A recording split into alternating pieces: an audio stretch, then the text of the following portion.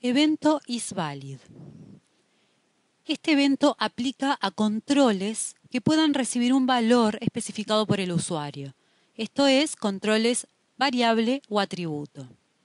Resultará útil para validar un campo en un form web o para disparar acciones luego de abandonar un campo en el form.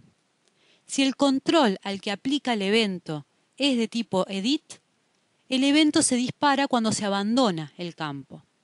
Si en cambio el control es checkbox, listbox, combo, radio button, el evento se dispara cuando se selecciona un valor en el control. El comportamiento en web es distinto del comportamiento en Win. En Forms web solo se dispara el evento si el valor del campo se modifica. En caso contrario, no se disparará. Los messages dentro del evento serán desplegados en el control Error Viewer. Veamos un ejemplo. Tenemos un web panel en cuyo form hemos insertado la variable Country ID. Y tenemos el evento isValid de ese control variable.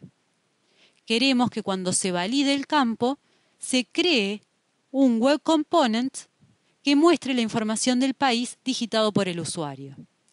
Supongamos que en una primera ejecución, la variable está vacía. El usuario ingresa un valor y cuando abandona el campo, si este campo es edit, se va a disparar el evento isValid, creándose entonces el web component que mostrará la información del país. Si en otra ejecución posterior el valor de esa variable no se modifica, no volverá a dispararse el isValid. Solo se volverá a disparar una vez que cambie. Veamos otro ejemplo, esta vez con una transacción. Tenemos una transacción attraction que registra las atracciones turísticas. Veamos que para el identificador 8 ingresamos el país 7, Francia, y la ciudad 1, París.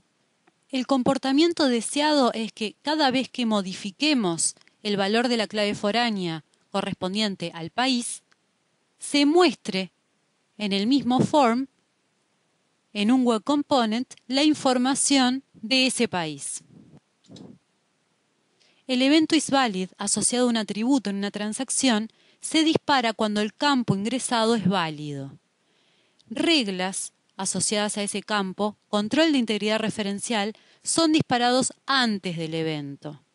En la transacción, por tanto, de nuestro ejemplo, siendo Country ID una clave foránea, primero se hará el chequeo de integridad referencial y si ésta no falla, es decir, existe un país en la tabla asociada, recién después se dispara el evento isValid, que como vemos está creando el web component country info pasando el country ID como parámetro para mostrar entonces la información del país seleccionado.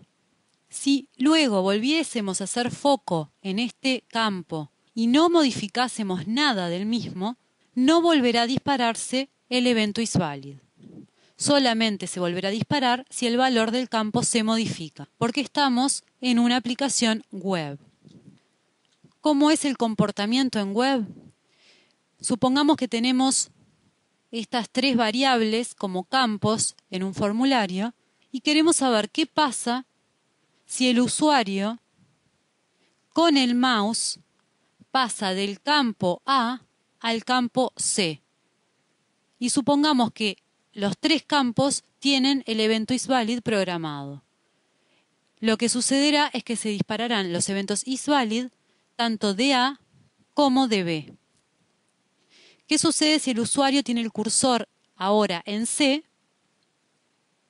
El foco está en C y pasa con el mouse al B. No se dispara ningún isValid. No se dispara entonces al ir hacia atrás.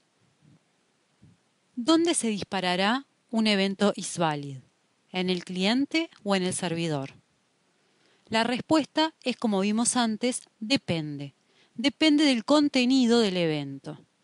Si no requiere, por su contenido, ejecutarse en el servidor, entonces se ejecutará en el cliente, evitando round trips innecesarios al server. Por ejemplo, en el caso anterior, donde estamos utilizando el create de un web component, esto necesariamente deberá ejecutarse en el servidor. Por tanto, el evento isValid se ejecutará en combinación con el start, refresh y load de la manera usual.